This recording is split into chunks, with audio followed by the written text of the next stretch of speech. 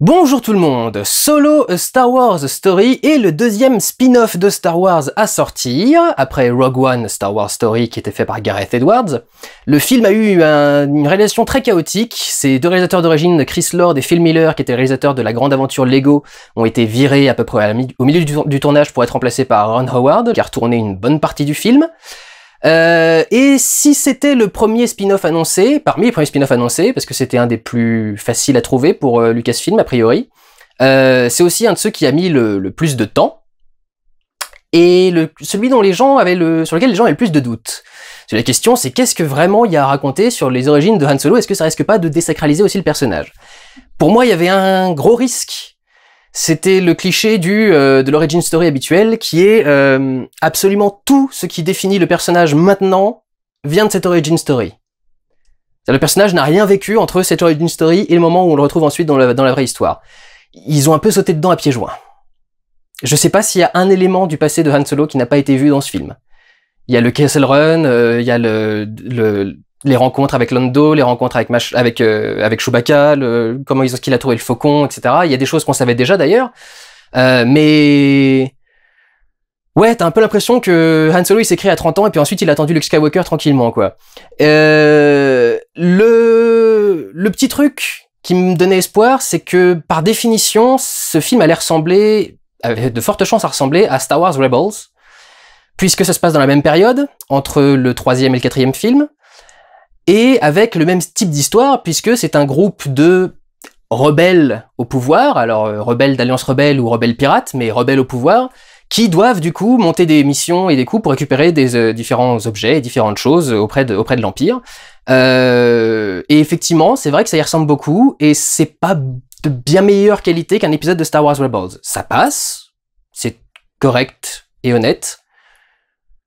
Il y a de sacrés défauts, et puis il y a des trucs qui sont très faciles. Moi, surtout ça, le truc où je trouve que l'écriture est très très facile. Mais ça passe. Ce que je vais faire, c'est que je vais vous résumer l'histoire de base. Je vais vous dire le pire truc du film. Et comme ça, vous pourrez voir si ça vous plaît ou pas. Juste avant, j'ai deux petites annonces à faire. Il y a beaucoup de personnes qui attendent de savoir si je vais sortir un Pourquoi j'ai raison, vous avez tort sur le Star Wars 8, puisqu'en principe, j'avais dit que j'en sortais un en même temps que les films. Je vais essayer de tenir parole. À l'heure actuelle, j'ai pas encore fini le texte. J'ai beaucoup de mal à traiter de Star Wars 8 parce qu'il y a tellement de choses à dire que d'organiser le truc est assez laborieux. Et là, à l'heure actuelle, je suis parti sur la solution de faire le film dans l'ordre chronologique directement. J'ai pas de meilleur moyen d'aborder les trucs. C'est tellement entremêlé et en même temps disséminé partout que c'est très compliqué à faire. Mais oui, je vais faire un Pourquoi j'en ai tort sur Star Wars 8. Il est en cours d'écriture. À l'heure actuelle, ne l'attendez pas pour tout de suite. Ça prendra quelques semaines encore. Et je vais juste vous dire un petit truc, du coup, si vous avez envie de patienter. Quand j'étais plus jeune, j'ai fait une parodie de Star Wars qui s'appelait Star Wars, c'est de la saga MP3, donc c'est uniquement du son, mais ça a fait une parodie du coup des épisodes 1 et 2, et je m'étais arrêté au début de l'épisode 3. J'ai fait 3 épisodes dans l'épisode 3, parce qu'après j'ai arrêté le site d'humour où je faisais mes sagas MP3, mais du coup je les ai réuploadés, je vais vous les mettre à la fin de cette vidéo, et je vous les mettrai en lien dans la description si vous avez envie de vous faire un petit peu de Star Wars comique, et de voir ce que je faisais avant, parce que avant de parler de cinéma, je faisais un peu d'humour. L'histoire, c'est que, donc de Han Solo, de Solo Star Wars Story, c'est que on suit Han Solo à partir du moment où il s'échappe de sa planète, où il suit sa formation pour devenir pilote au sein de l'armée de l'Empire, puisque c'est là que tu vas te faire former pour devenir pilote dans cet environnement-là, et surtout à ce moment-là de l'histoire de l'univers, et il va rencontrer un petit groupe de rebelles, de pirates, avec lequel il va s'échapper d'un champ de bataille et commencer à devenir pirate. Le petit truc qui a été rajouté spécialement pour le film, c'est que à cette époque-là, Han Solo avait une copine, et que c'est principalement ça sa motivation, c'est qu'en fait il a laissé sa copine sur sa planète d'origine et il veut trouver un moyen de revenir la libérer. Donc à partir de là, l'aventure démarre, il rencontrera des personnages, c'est à partir de là que vous aurez les surprises et que vous aurez les surprises. La bonne blague, parce que pour moi tout est monstrueusement prévisible. Il y a un truc que j'avais plus ou moins vu venir, mais je me suis dit ils vont pas quand même oser le faire, et surtout pas comme ça. Donc voilà quel est le pire élément en ce qui me concerne de ce Star Wars, qui pour moi est le test. Si vous arrivez à passer outre cet élément et vous dire ouais je m'en fous, c'est pas grave, ce que j'ai réussi à faire, mais j'ai quand même fini en facepalm devant l'écran. C'est la première fois que je faisais un facepalm depuis très longtemps dans la salle de cinéma devant l'écran. J'ai vu le truc arriver, non, qu'est-ce que c'est ringard, qu'est-ce que c'est mauvais. Han Solo ne s'appelle pas Han Solo. Han Solo s'appelle Han, tout court, et ne sait pas trop qui sont ses parents. Si vous connaissez l'univers étendu, vous savez qu'il y a un truc par rapport aux parents de Han Solo. Mais, en principe, Han n'a pas de nom de famille. Qui lui a donné son nom de famille? Le nom que tout le monde lui donne? C'est un soldat de l'Empire. Qui, au moment où Han s'est inscrit, avait besoin d'un nom de famille. Il fallait qu'il rentre quelque chose dans son ordinateur. Et il a fait « Ah, vous êtes tout seul ?» Han Solo. Et je voulais jouer là, mais dans le film, c'est joué comme ça. C'est-à-dire, il y a un contre-champ sur le mec de l'Empire qui est en train de réfléchir. Han Solo. Et qui commence à écrire son truc et tout, genre ouais, on vous a révélé pourquoi le mec s'appelle Han Solo. Putain, il pouvait pas juste t'appeler Han Solo, bordel de merde. Qu'est-ce que c'est nul comme truc. Oh bah t'es tout seul, tu vas t'appeler Solo. Mais putain, heureusement que tous les mecs qui se prennent pas tout seuls se font pas renommer Solo, bordel. C'est quoi ce délire? Il y en a beaucoup qui vont enregistrer avec leur famille et leur machin. Bon, bref. Ça fait partie des trucs qui avaient pas besoin d'explication, quoi, à mon sens. Mais bref. Donc voilà pour moi, quel est le pire élément de ce film. Si vous pouvez passer outre ce truc-là, et vous pouvez passer outre parce que c'est pas un truc énorme, vous aurez un film de divertissement qui passe bien. Je dois dire que les scènes d'action en particulier sont assez bien filmées. C'est assez marrant, tu sens vraiment, ils arrivent pas à faire autrement que d'avoir une formule chez Disney. Ils peuvent pas fonctionner autrement. Vous me direz c'est très hollywoodien, Hollywood fonctionne beaucoup au cahier des charges, à la feuille de route, mais il faut absolument qu'ils aient une formule. Et donc manifestement ils ont développé la formule spin-off avec Rogue One. Parce que celui-ci est filmé de la même façon. C'est ultra documentaire, c'est de la caméra à épaule, donc très souvent en train de bouger en plein milieu de l'action et en train de donner de la tête un peu partout. Une lumière extrêmement réaliste, ce qui fait qu'il y a 2-3 scènes où je voyais que dalle. La scène avec comment Lady Proxima, j'ai eu du mal à voir à quoi ressemblait Lady Proxima quand même, mais bon, ça reste visible. J'ai même l'impression qu'ils ont développé une charte d'acteurs. C'est-à-dire qu'il n'y a même plus une charte graphique et une charte de réalisation ou d'histoire, machin. Il y a même une charte d'acteurs maintenant parce que la nana qui joue Kira, la copine de Han Solo, donc Emilia Clarke, au niveau de voix comme visage, sosie de Felicity Jones dans Rogue One en jean. Les mêmes intonations, mais genre exactement les mêmes, et typiquement le même type de visage avec les mêmes grands yeux et le même truc. Très bizarre, c'est pourquoi vous voulez typecaster vos rôles féminins, vous voulez pas mettre un peu de diversité, bordel de merde. Je dis pas en termes de couleur, d'ethnie, je dis même juste en termes d'actrice, quoi. Vous voulez pas avoir d'autres modèles d'actrices que toujours la même nana avec son petit visage tout poupon et tout machin, enfin, ça va, on peut avoir autre chose que des Leia quand même dans l'histoire. Il y a eu quelques vieilles dans Star Wars 8, mais bon. Donc ouais, surprenant quand même, il y a une feuille de route du casting maintenant même, il faut ce genre de femme dans Star Wars. Et donc du coup, ouais, on a vraiment l'impression que c'est la formule du spin-off maintenant qui est appliquée. Ils ont fait quelques petites variations, par exemple, alors il y a toujours pas le texte défilant d'introduction, mais il y a un texte d'introduction. Ils l'ont fait en bleu cette fois-ci, ils l'ont fait comme le texte du il y a dans une galaxie lointaine, il y a fort longtemps. Maintenant, le résumé qui est avant le film est écrit comme ça, c'est pas le truc le plus esthétique qu'ils auraient pu faire, et c'était surtout pas nécessaire. Alors, on n'a pas vraiment besoin d'être introduit à l'univers de Star Wars, on a eu les films d'avant, mais bon. Les scènes sont originales, la scène qui est dans la bande-annonce là avec le train, elle est plutôt cool et plutôt, enfin là pour le coup il y a des choses qui sont un peu neuves et qui surprennent un petit peu quand elles arrivent.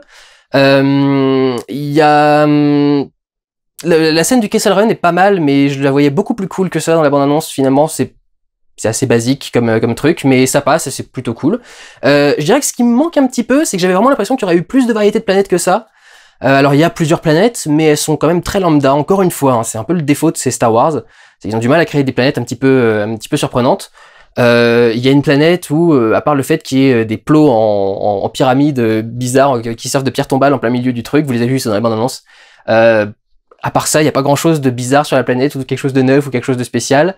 La planète Kessel, elle est très étrange, mais il y a peu de plans dedans aussi. Donc voilà, c'est pas un dépaysement total non plus. Mais vous aurez quand même pas mal de trucs assez neufs. Cette version du Faucon Millennium, par exemple, Clee n'est pas encore à s'être pris des nions dans la gueule à cause de ce que lui a fait Han. Elle est assez cool à découvrir. Il y a pas mal de trucs quand même qui sont plutôt intéressants et qui sont assez neufs. La petite ville, là, le début, la course en speeder, quand il doit essayer de s'en sortir, c'est fait. Moi, j'ai vu ça dans Star Wars Rebels, mais là, en vrai, en image réelle, il y a un truc en plus qui rend bien et qui est plutôt cool. Donc ouais, c'est vraiment le divertissement et l'action qui, pour moi, sont les trucs à retenir de ce film. Un petit peu le décor, l'univers visuel, l'histoire. c'est imprévisible. Si vous avez les moindres connaissances de l'écriture d'un Star Wars, mais de l'écriture d'un scénario tout court, vous voyez ces personnages arriver, vous savez ce qu'ils vont devenir, vous arrivez dans certains lieux, vous savez comment ça va se passer, vous avez, presque toutes les scènes, vous pouvez savoir comment elles vont se finir avant même qu'elles démarrent presque. Donc c'est quand même un petit peu gonflant, quoi. Il y a quelques trucs neufs, évidemment, mais c'est pas non plus le truc le plus ouf qu'on puisse imaginer. Et puis il y a quelques petits défauts d'écriture parfois qui ont vraiment pas trop de sens, mais bon. Le plus prévisible sera d'ailleurs ce qui entoure la copine de Han Solo, la fameuse Qi'ra. Au tout début, je voyais pas exactement où est-ce qu'ils allaient en venir. À partir du moment où ils l'ont réintroduite dans l'histoire, je savais exactement ce qui allait se passer, et c'est un peu saoulant parce que elle fait un peu rajouter dans l'histoire, et tu sais pas, enfin, ça fait un peu Rey. C'est un peu ça qui est un peu énervant. Beaucoup de gens se plaignent de l'arrivée de femmes en masse dans Star Wars. Le problème, c'est pas qu'ils mettent des femmes, le problème, c'est qu'ils les mettent très mal. Et à chaque fois, tu sais pas pourquoi, elles sont cheatées, elles ont rien à faire dans l'histoire, et tu comprends jamais pourquoi elles sont là. Et le truc, c'est que justement, ce film Han Solo était un peu attendu par les fans de Star Wars de longue date, parce que c'est le premier de ces nouveaux Star Wars qui met en avant véritablement un mec. Là, depuis les 3 films qui sont sortis, c'est Rey et Jyn dans Rogue One. Et là, c'est la première fois qu'on a à nouveau un héros. Et le truc, c'est que les mecs servent pas à grand chose dans ce film. Ils font souvent de la merde, c'est souvent eux qui se font avoir, c'est souvent eux le talon d'Achille en fait du groupe, et c'est toujours les femmes qui les sortent de tous les faux pas. Peut-être quelque part en inversion du thème d'avant, parce que c'était souvent les femmes qui foutaient la merde avant et les mecs qui venaient les aider, mais elles avaient quand même généralement un moment de bravoure en tout dans ce genre-là. Là, c'est un peu compliqué de trouver un vrai moment de bravoure qui soit pas juste autour du personnage. Il y a des trucs qui sont spécifiquement autour du personnage de Han Solo qui peuvent pas rater, mais quand c'est pas obligatoire, ils aiment bien que ce soit quelqu'un d'autre qui réussisse les trucs plutôt que Han. Et souvent, ce sera Qi'ra. Et c'est un petit peu énervant, quoi, au bout d'un moment. C'est-à-dire, je veux bien, très bien, mettez des femmes en avant, mais là, ça devient un petit peu, c'est un petit peu disproportionné. On est presque en image opposée de ce qui se faisait avant, plutôt que de faire un truc plus intelligent et plus équilibré. D'ailleurs, il y a beaucoup de, en partie, le film se moque de ça. Parce qu'il y a beaucoup de gens qui en ont marre un peu des messages qui sont rapportés dans Star Wars. Alors il y en a certains qui sont intéressants, mais c'est vrai qu'il y en a qui paraissent un petit peu sortir de nulle part et surtout sont mal exploités, mais j'y reviendrai dans mon Pourquoi j'ai raison des torts à nouveau. Il y a un personnage qui fait à peu près appel à ça parce qu'il y a un robot qui s'appelle L3, qui est le droïde de Lando Calrissian. Et c'est un robot militant en fait, c'est un robot SJW. Et il passe le film à être trigger et à tout le temps faire des remarques et des machins. C'est genre, à un moment, il part, il lui fait, tu veux quelque chose? Genre, un café, un machin, et l'autre, il le regarde, il fait, égalité des droits?